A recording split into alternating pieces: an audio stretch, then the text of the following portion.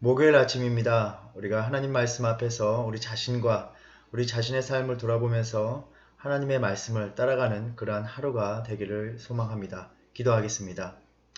하나님, 우리 삶의 모든 영역에서 하나님의 말씀을 따르는 삶을 살아가기를 원하시는 것을 압니다. 오늘 또 주신 말씀을 통해서 하나님께서 우리 삶에서 원하시는 그 뜻을 분별하게 하시고 힘을 다하여 또한 담대하게 그 말씀을 따라가는 하루가 되게 하여 주시옵소서. 예수님의 이름으로 기도드립니다. 아멘. 오늘 우리가 함께 나눌 하나님의 말씀은 신명기 21장 15절에서 23절 말씀입니다. 신명기 21장 15절에서 23절 말씀입니다.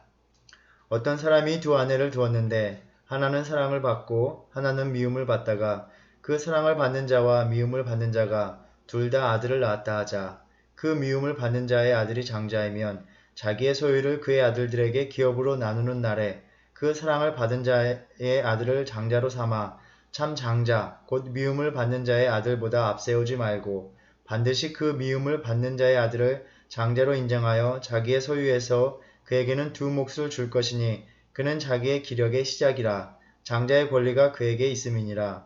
사람에게 완악하고 패역한 아들이 있어 그의 아버지의 말이나 그 어머니의 말을 순종하지 아니하고 부모가 징계하여도 순종하지 아니하거든.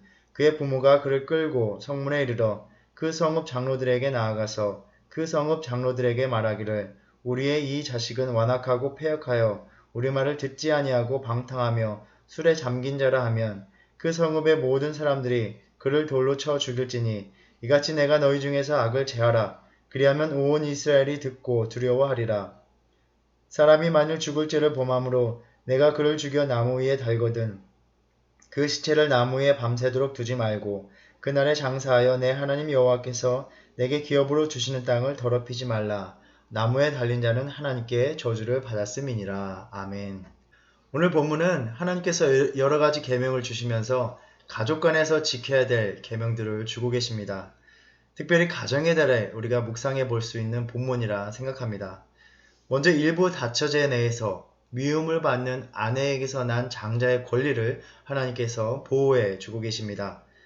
성경의 이야기들을 보면 일부 다처제가 고대 이스라엘 사회 내에서 하나의 관습이 되었던 그러한 배경을 담아내기도 합니다.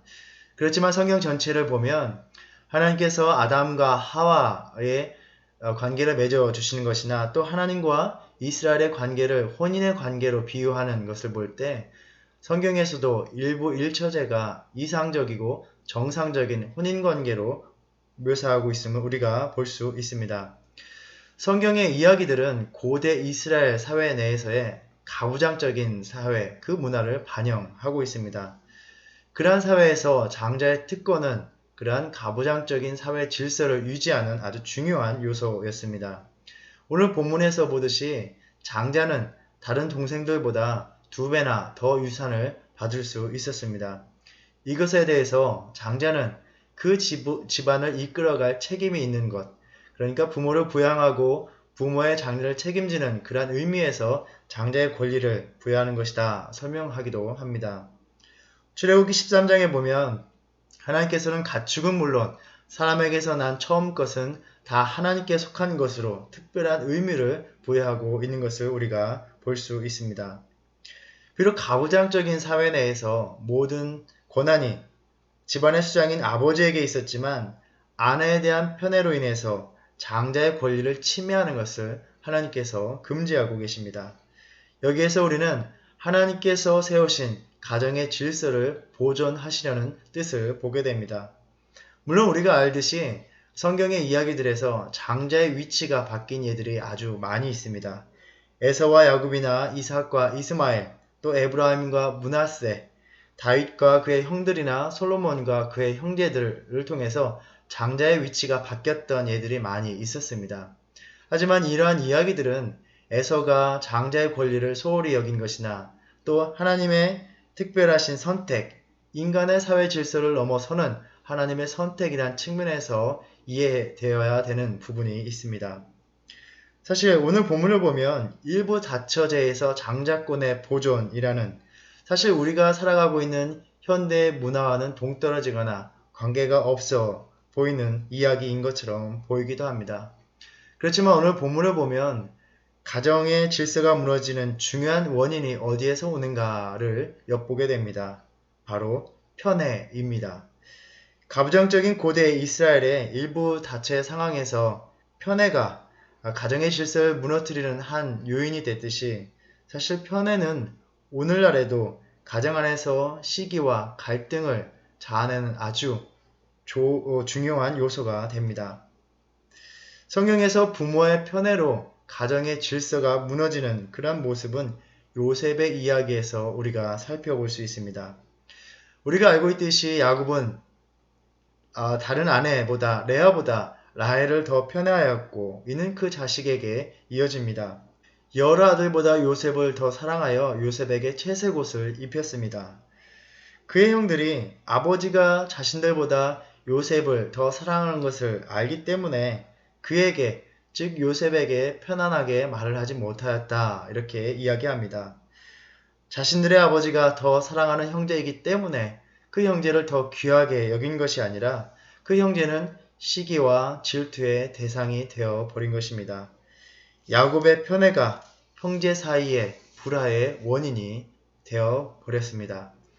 다른 형제들 역시 아버지의 인정과 칭찬을 받고 싶었을 것입니다. 요셉이 없으면 그 사랑이 자기들에게 돌아올 것이라 생각하며 자라났을 것입니다. 결국 요셉을 아버지의 눈앞에서 치워버림으로써 애굽으로 팔아버리는 그러한 비극을 낳게 됩니다. 오늘날 우리 사회는 다양한 문화와 다양한 사회 구조 속에서 너무나 다양한 가족의 형태를 띠면서 어쩌면 성경의 배경 시대보다도 가족 구성원 내에서 편애가 더욱더 발생할 수 있는 상황에서 살아가고 있다라고 생각합니다.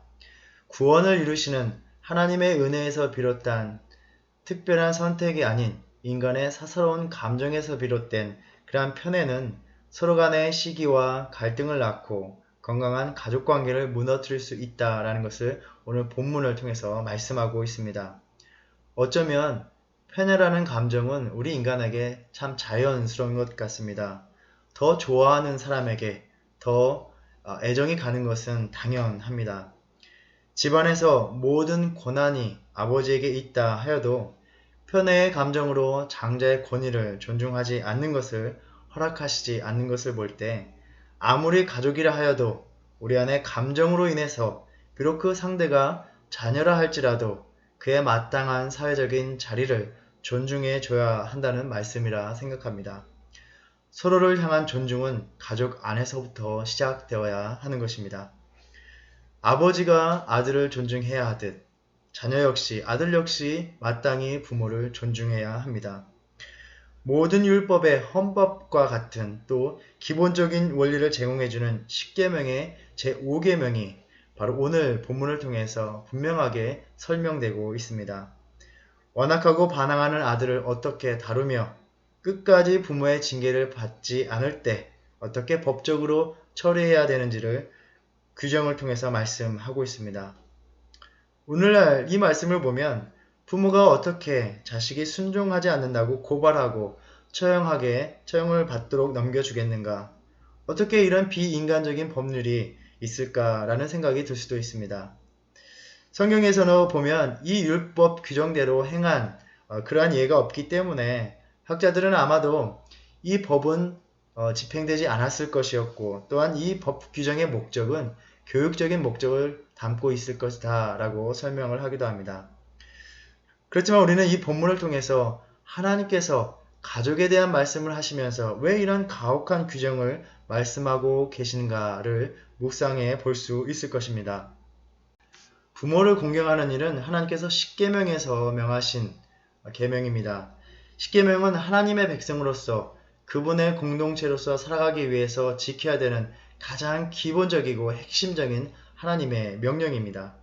이러한 계명에 대한 위반은 바로 하나님과의 관계를 무너뜨리는 일이 되어버립니다. 부모에게 불순종한 대가로 받는 벌은 출애굽기 21장과 레위기 20장에서 부모를 때리는 자, 부모를 저주하는 자가 받는 그 형벌인 죽음과 똑같은 형벌을 받게 됩니다. 이는 레위기 24장에서 보면 하나님을 저주하는 자가 받았던 그러한 형벌과도 같습니다. 20절에 보면 반항하는 그 아들을 묘사하는 말, 완악하고 패역하다는 말은 하나님 앞에서 반항하고 거역했던 그 이스라엘을 묘사하는 용어와 비슷합니다. 이러한 점들을 살펴볼 때 하나님을 대하는 것과 부모를 대하는 것이 연결되어 있고 하나님과 부모는 똑같이 진지함과 엄숙함으로 대하여야 하는 그러한 대상임을 말해줍니다. 즉 부모를 공경하는 것은 하나님을 경외하는 것의 표현이 된다라는 말입니다. 순종하지 않는 아들에게 부모가 먼저 하는 일은 징계하는 일입니다. 순종하는 자녀로 만든다는 것은 참으로 어려운 일인 것 같습니다. 어찌 보면 요즘 세대는 자녀가 부모에게 순종하기보다는 부모가 자녀에게 순종하는 시대인 것 같기도 합니다. 자녀에게 요구하기보다는 자녀의 요구를 많이 들어주는 부모가 좋은 부모인 것처럼 여겨집니다. 고대 이스라엘 사회에서 부모의 권위나 가르침의 내용은 오늘날과 많이 달랐을 것입니다. 우리가 신명기의 문맥에서만 보더라도 신명기 6장에 보면 우리가 잘 아는 말씀 쉐마, 이스라엘아 들으라는 말씀이 나옵니다. 그 말씀에 보면 우리 하나님 여호와는 오직 유일한 여호와이시니 너는 마음을 다하고 뜻을 다하고 힘을 다하여 내 하나님 여호와를 사랑하라. 이렇게 말씀하신 후에 이어서 오늘 내가 내게 명하는 이 말씀을 너는 마음에 새기고 내 자녀에게 부지런히 가르치며 집에 앉았을 때에든지 길에 갈 때에든지 누워있을 때에든지 일어날 때에든지 이 말씀을 강론할 것이며 끊임없이 자녀에게 하나님의 말씀을 가르치라는 명령입니다. 그러니까 신명기의 맥락에서 보면 부모의 가르침의 내용은 바로 다름 아닌 하나님의 말씀 그 자체입니다. 부모의 가르침을 듣지 않는다는 것은 그 자녀들은 곧 하나님의 말씀에 순종하지 않는 것이 됩니다. 그렇기 때문에 하나님께서는 부모에게 순종하지 않는 것을 아주 심각한 것으로 받아들이고 계십니다. 신명기의 신앙적인 관점에서 보면 자녀를 잘 양육한다는 것은 곧 하나님의 말씀에 순종하는 자녀로 키우는 것을 의미합니다. 다시 말해서 우리는 하나님의 말씀을 가르쳐 주는 부모가 되어야 합니다. 우리 자녀들은 교회에 나와서가 아니라 가정에서부터 하나님의 말씀을 배워야 하는 것입니다. 교회에 잘 데려다 주는 부모가 아니라 하나님의 말씀을 가르쳐 줄 수 있는 부모가 좋은 신앙의 부모가 되는 것입니다. 그런데 우리는 왜 하나님의 말씀을 잘 가르쳐 주는 부모가 되지 못하는 것일까요? 신명기 6장의 말씀을 다시 보면 오늘 내가 내게 명하는 이 말씀을 너는 마음에 새기고 그리고 그 다음에 자녀에게 부지런히 가르쳐 주라고 명하고 계십니다. 하나님의 말씀이 부모된 우리의 마음에 새겨지지 않았기 때문에 그 말씀의 가치와 능력에 대한 확신이 없기 때문에 가르쳐주지 못하는 것이 아닐까 생각해 봅니다. 자녀에게 하나님의 말씀을 가르쳐주기 원한다면 먼저 내 마음에 새겨서 그 말씀의 능력을 맛보아야 합니다. 하나님의 말씀을 우리 마음에 새기고 그 말씀이 우리의 삶을 붙드시고 이끌어 가시는 능력이 됨을 우리 자녀들에게 또 다음 세대들에게 삶으로 보여주는 저와 여러분이 되기를 소망합니다. 아들이 순종하지 않으면 부모는 징계합니다. 아마 부모는 하나님의 이 명령을 알았다면 아주 간절하게 그 자녀가 받을 형벌이 무엇인지 알기 때문에 아주 최선을 다해서 징계를 했을 것입니다. 그런데 자녀를 올바로 징계한다는 것 역시 쉬운 일이 아닌 것 같습니다. 징계 없이 아이를 키우는 것이 사랑을 많이 주면서 키우는 것 같이 여겨지기도 합니다. 우리가 잠언의 말씀을 보면 징계에 대한 말씀을 전해주고 있습니다. 13장에 보면 자식을 사랑하는 자가 징계를 근실히 한다, 부지런히 한다 라고 말씀하십니다. 그러니까 징계를 게을리하는 것은 자녀를 사랑하지 않는 것, 자녀에 대한 책임을 회피하는 것이라 말할 수 있습니다. 또 19장에는 내가 내 아들에게 희망이 있은즉 그를 징계하되 죽일 마음은 두지 말지니라 라고 말씀하십니다.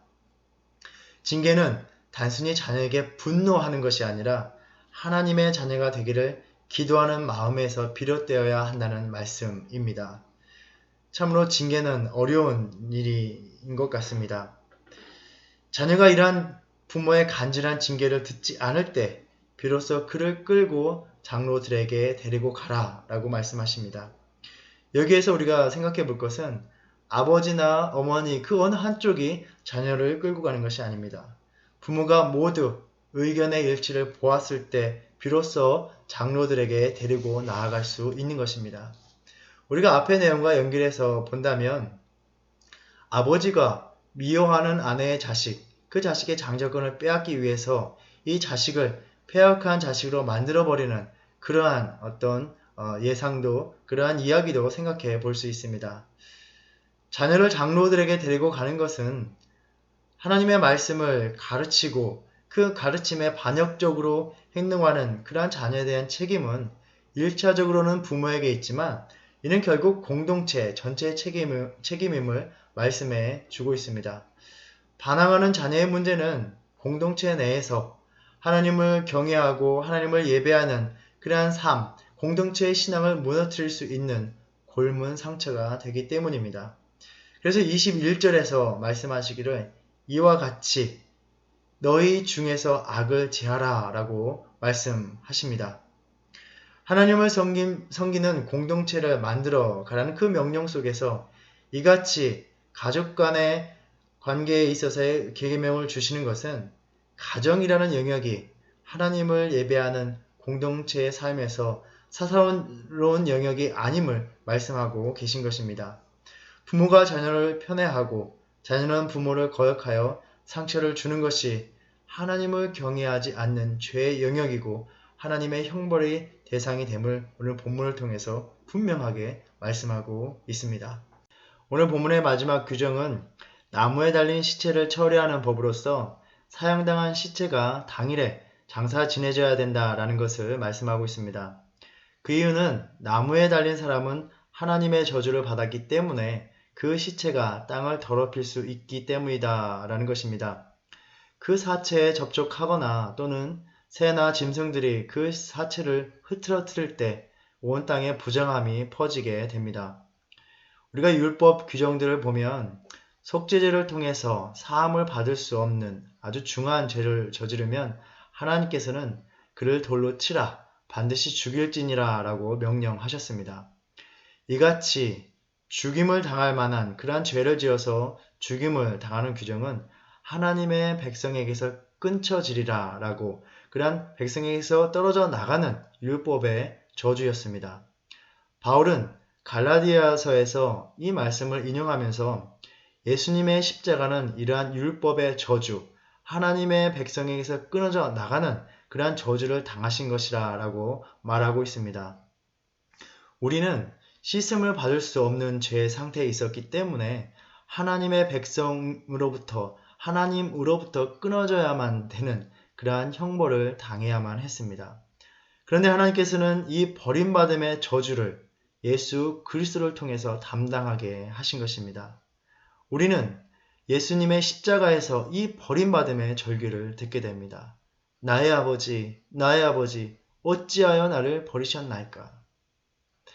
율법의 저주를 친히 담당하심으로써 하나님과 우리의 아버지와 자녀된 관계를 주님께서 회복해 주셨고 자녀된 우리를 사랑하시고 부모된 하나님을 공경하는 그 관계가 우리의 가정 안에서 피어나기를 원하고 계십니다. 오늘 말씀을 묵상하면서 우리가 부모로서 또 자녀로서 우리 자신을 돌아보면서 가정에서부터 우리가 하나님께서 원하시는 삶을 살아내는 저와 여러분이 되기를 소망합니다.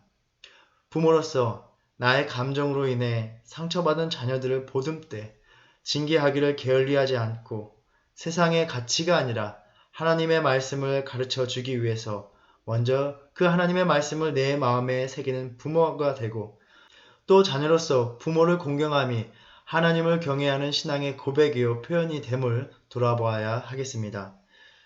우리 공동체의 모든 가정들이 우리를 위해서 율법의 저주를 담당하신 그 예수님의 사랑으로 서로를 품어주는 그러한 하루를 살아가시기를 축복합니다. 기도하겠습니다.